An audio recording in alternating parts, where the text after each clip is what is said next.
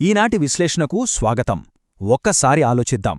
సుమారుగా 5000 సంవత్సరాల క్రితం భూమిపై ఒక అద్భుతమైన మహానగరముండేది. అది ఎంతటి ప్రణాళికతో నిర్మించబడిందంటే ఇప్పటి ఆధునిక నగరాలు కూడా దాని ముందు దిగదుడుపే అని చెప్పాలి.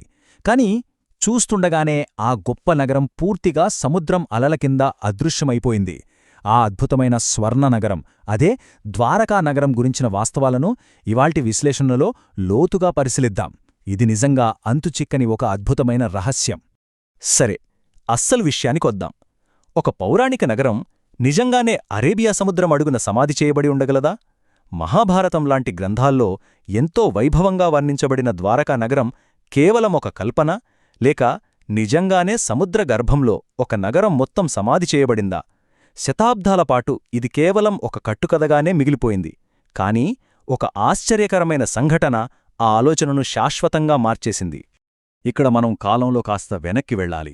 ఖచ్చితంగా చెప్పాలంటే 1983కి. ఆ సమయంలో గుజరాత్ తీరానికి సమీపంలో భారతీయ పురావస్తు శాస్త్రవేత్తల బృందం సముద్రంలోకి దూకినప్పుడు వాళ్లకేమంత ఆశల్లేవు. కాని లోపలికి వెళ్తున్న కొద్దీ సముద్రపు ఇసుక రాళ్ల మధ్య కొన్ని అసహజమైన ఆకారాలు కనిపించాయి.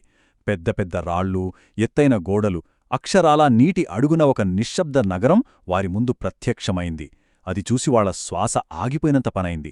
ఎందుకంటే అది చరిత్రను తిరగరాసే క్షణం. ముందుగా మొదటి విభాగాన్ని చూద్దాం. నిర్మితమైన స్వర్ణనగరం. పురావస్తు ఆధారాల గురించి మాట్లాడుకునే ముందు అసలీ నగరం నిర్మాణం గురించి మన ప్రాచీన గ్రంథాలు ఏం చెబుతున్నాయో చూస్తే ఒక స్పష్టత వస్తుంది. పురాణాల ప్రకారం ద్వారక కేవలం ఏదో ఒక సాధారణ నగరం కాదు. జరాసంధుడి దాడుల నుండి ప్రజలను రక్షించడానికి శ్రీకృష్ణుడు మధురను విడిచిపెట్టాక సముద్రదేవుణ్ణి ప్రార్థించి దాదాపు 153 కిలోమీటర్ల భూమిని పొందాడు. సాక్షాత్తు దేవశిల్పి విశ్వకర్మ నిర్మించిన ఈ నగరంలో వినడానికి కాస్త నమ్మశక్యంగా లేకపోయినా ఏకంగా 9 లక్షలకు పైగా రాజభవనాలు ఉండేవట. అవి కూడా బంగారం, వెండి, రత్నాలతో అలంకరించబడ్డాయట. అంతేకాదు, వాణిజ్యం కోసం నేరుగా ఓడరేవులను కలిపే అద్భుతమైన రహదారులు, అత్యంత ఆధునిక నీటిపారుదల వ్యవస్థలతో ఆ నగరం పూర్తిగా స్వయం సమృద్ధిగా ఉండేదని గ్రంథాలు వివరిస్తున్నాయి. ఒక రకంగా చెప్పాలంటే ఇది ఆ కాలం నాటి ఒక భారీ మెగాసిటీ. అయితే సృష్టి ఉన్నచోటే వినాశనం కూడా ఉంటుంది కదా. మహాభారత యుద్ధం ముగిశాక గాంధాలి కోపంతో యదువంశం నాశనం కావాలని శపించింది. ఆ తర్వాత శ్రీకృష్ణుడి కుమారుడైన సాంబుడు మారువేషంలో వెళ్లి ఋషులను అవమానించడం, వారు సాంబుడికి ఒక ఇనుప ముసలం అంటే ఒక ఇనుప రోకలి పుడుతుందని శపించడం జరిగింది. ఆ ముసలాన్ని పగలగొట్టి సముద్రంలో వేస్తే ఒక చేప దాన్ని మింగడం, ఆ చేప కడుపులో ఉన్న ఇనుప ముక్కతో ఒక వేటగాడు బాణం తయారుచేయడం, ఇలా ఒకదాని తర్వాత ఒకటి జరిగిపోయాయి. చివరకు అదే బాణం తగిలి శ్రీకృష్ణుడు దేహాన్ని త్యజించడం జరిగాయి. ఆ వెంటనే ఈ అద్భుత నగరం సముద్రంలో మునిగిపోయిందని పురాణాలు చెబుతున్నాయి. నిజంగా ఇది అత్యంత నాటకీయమైన, విషాదకరమైన పతనం. ఇక రెండవ విభాగానికి వస్తే పురావస్తు అన్వేషణ ప్రారంభం. ఈ కథ ఇక్కడ నుంచే మరింత ఆసక్తికరంగా మారుతుంది. ఆ పురాణగాథలు వినడానికి ఎంత అద్భుతంగా ఉన్నప్పటికీ చాలా కాలంపాటు ఆధునిక ప్రపంచం వీటిని కేవలం కల్పనలుగానే కొట్టిపారేసింది. కాని నిదానంగా భౌతిక ఆధారాలెలా బయటపడ్డాయో ఈ టైంలైన్ మనకు స్పష్టం చేస్తుంది. 1930లోనే జాలర్లు, పైలట్లు నీటి అడుగున సరళరేఖల్లో ఉన్న వింత నిర్మాణాలను గమనించారు. 1963లో పురావస్తు శాఖ బేట్ ద్వారక వద్ద తవ్వకాలు మొదలుపెట్టింది. కాని అస్సలు టర్నింగ్ పాయింట్ ఎప్పుడంటే 1970లో లభించిన 6వ శతాబ్దపు రాగిపలకం. దానిపై ఏకంగా శ్రీకృష్ణ భగవానుడు నివసించే ప్రదేశమని స్పష్టంగా రాసియుంది. ఇక 1979లో డాక్టర్ ఎస్ఆర్ రావు మొట్టమొదటి భారీ సముద్ర పురావస్తు మిషన్కు శ్రీకారం చుట్టారు. అప్పటిదాకా ఉన్న అనుమానాలన్నీ పటాపంచలవడం అక్కడ నుంచి మొదలైంది. ఈ అన్వేషణ వెనుకున్న ఒక వ్యక్తి సంకల్పబలం గురించి ఇక్కడ ఖచ్చితంగా మాట్లాడుకోవాలి. నిధుల కొరత, అధునాతన సాంకేతికత లేకపోవడం లాంటి ఎన్నో సవాళ్లు ఎదురైనా డాక్టర్ ఎస్ఆర్ రావు అస్సలు వెనకడుగు వేయలేదు. ఆయన చెప్పిన ఈ మాటలు చూడండి. రోమ్, ఏథెన్స్, బాబిలోన్లను తవ్వితీయగలిగితే ద్వారకను ఎందుకు తవ్వకూడదు? చాలా గొప్ప ప్రశ్న గదూ. పురాణాలను కేవలం మతపుస్తకాలుగా కాకుండా మన చరిత్రకొక అద్దంగా ఆయన భావించాడు. నిజం చెప్పాలంటే ఆయన పట్టుదలే సముద్ర గర్భంలో దాగిన ఆ రహస్యాల తలుపులను తెరిచింది. ఇప్పుడు మూడవ విభాగం, పురాణాలను ధృవీకరించిన ఆధునిక విజ్ఞానశాస్త్రం. ఈ విభాగం అసలైన గేమ్ చేంజర్ అని చెప్పొచ్చు. 2001లో హైటెక్ సోనార్ పరికరాలతో ఒక భారీ శాస్త్రీయ యాత్ర మొదలైనప్పుడు కళ్ళు చెదిరే వాస్తవాలు వెలుగులోకొచ్చాయి. ఇక్కడ మనం గమనించాల్సిన అత్యంత ఆసక్తికరమైన విషయం ఏమిటంటే, ప్రాచీన గ్రంథాలలో చెప్పబడిన విషయాలు ఈ భౌతిక ఆధారాలతో ఎంత ఖచ్చితంగా సరిపోతున్నాయో చూడండి. నీటి అడుగున ఏకంగా 560 మీటర్ల పొడవైన రాతి గోడలు బయటపడ్డాయి.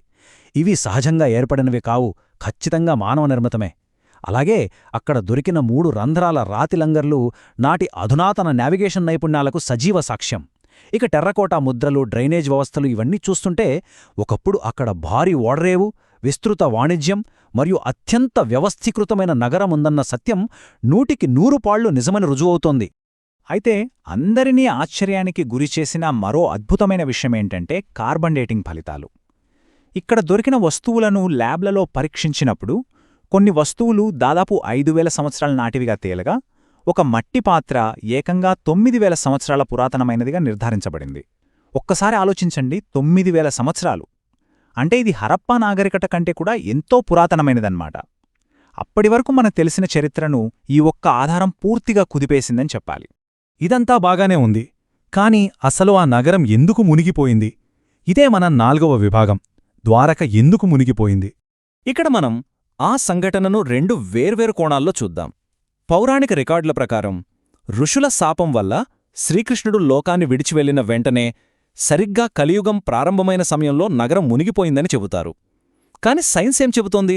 ప్రొఫెసర్ రాన్స్, డాక్టర్ నిగమ్ వంటి శాస్త్రవేత్తల పరిశోధనలు చెప్తున్నది ఏంటంటే, క్రీస్తుపూర్వం 5000 సంవత్సరాల ప్రాంతంలో సముద్రమట్టం అకస్మాత్తుగా పెరగడం, తీవ్రమైన సునామీలు రావడం వల్లే ఈ నగర పతనం జరిగిందని.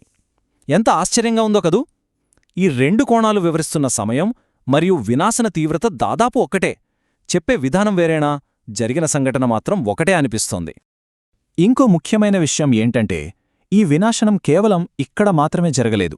గ్లోబల్ సీ లెవెల్ డేటాను విశ్లేషించినప్పుడు సరిగ్గా అదే కాలంలో కరీబియన్ దీవులు, ఇండోనేషియా లాంటి సుదూర ప్రాంతాల్లో కూడా భారీ సునామీలు, సముద్రమట్టంలో తీవ్రమైన మార్పులు జరిగినట్లు భూగర్భ శాస్త్రవేత్తలు గుర్తించారు. అంటే ఇది ప్రపంచవ్యాప్తంగా వచ్చిన ఒక భారీ భౌగోళిక మార్పు, ఒక భయంకరమైన ప్రకృతి విపత్తు. దానికి ఈ ద్వారకా నగరం బలైపోయిందన్నమాట. ఈ ప్రాచీన నగరపు ప్రాముఖ్యత ఈనాటికి ఏమాత్రం తగ్గలేదు. అక్షరాల చెప్పాలంటే ఇంకా పెరుగుతూనే ఉంది. ఈ మధ్యనే, అంటే ఫిబ్రవరి 2024లో భారత ప్రధానమంత్రి స్వయంగా గుజరాత్ తీరంలో స్కూబా డైవింగ్ చేసి మరీ సముద్రపు అడుగుభాగంలో ఉన్న ఈ పురాతన నగర అవశేషాల వద్దకు వెళ్లారు. అక్కడ శ్రీకృష్ణుణ్ణి స్మృతిగా ఒక నెమలి ఈకను సమర్పించారు. ఇది ఈ చారిత్రక ఆవిష్కరణను యావత్ ప్రపంచం ముందుకు మరోసారి తీసుకురావడానికి ఒక అద్భుతమైన ప్రతీకగా నిలిచింది. చివరిగా మనం ఒక విషయం గురించి ఖచ్చితంగా ఆలోచించాలి. ఒకప్పుడు కేవలం పౌరాణిక కథగా, నాయనమ్ములు చెప్పే కథగా భావించిన ద్వారకా నగరం నేడు అధునాతన సోనార్ తరంగాల్లో మరియు శాస్త్రీయ పురావస్తు నివేదికల్లో కళ్ళెదుట వాస్తవంగా నిలిచింది. మరి విశ్వాసం మరియు విజ్ఞాన శాస్త్రమనేవి ఒకే సత్యానికి చేరుకునే 2 వేర్వేరు మార్గాలు మాత్రమేనని మనకు అనిపించడం లేదు? ఖచ్చితంగా అనిపిస్తోంది. ఒకటి నమ్మకాన్నిస్తే మరొకటి దాన్ని కళ్లకు కట్టినట్టు నిరూపిస్తుంది. ఈ అద్భుతమైన ప్రయాణాన్ని, విశ్లేషణను ఇక్కడితో ముగిద్దాం. ఇంతటి ఆసక్తికరమైన సమాచారాన్ని అందిస్తూ సాగిన ఈ విశ్లేషణ ప్రతి ఒక్కరికి నచ్చిందనే అనుకుంటున్నాం. మళ్లీ మరో అద్భుతమైన అంశంతో కలుద్దాం. వీడియో చివరి వరకు చూసినందుకు ధన్యవాదాలు. దయచేసి లైక్ చేసి ఛానల్కు సబ్స్క్రైబ్ చేసుకోండి. మీ మద్దతు ఎల్లప్పుడూ కావాలి.